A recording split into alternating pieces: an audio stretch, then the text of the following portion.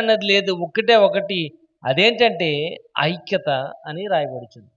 ఇక్కడ బైబిల్లో ఈ ఐక్యత గురించి 6 సార్లు అనేది రాయబడి ఉంది.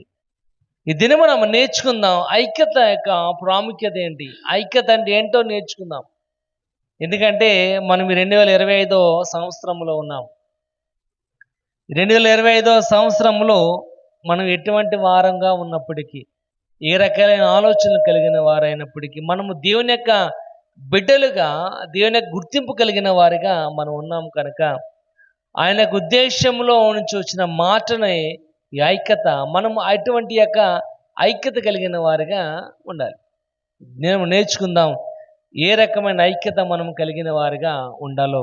ముందుగా కీర్తన భాగము, ఐక్యతకు ప్రాముఖ్యమైన ఒక వచనం మనకుంది.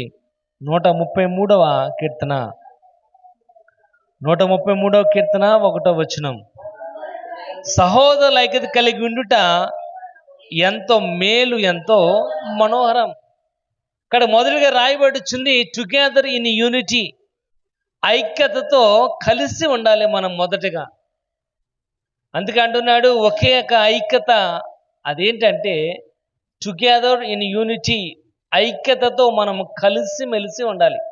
కలిసిమెలిసి ఉండాలి అంటే ఏంటి? కలిసిమెలిసి ఉండడం అంటే ఏంటి? ఒకే మాట, ఒకే ఉద్దేశం.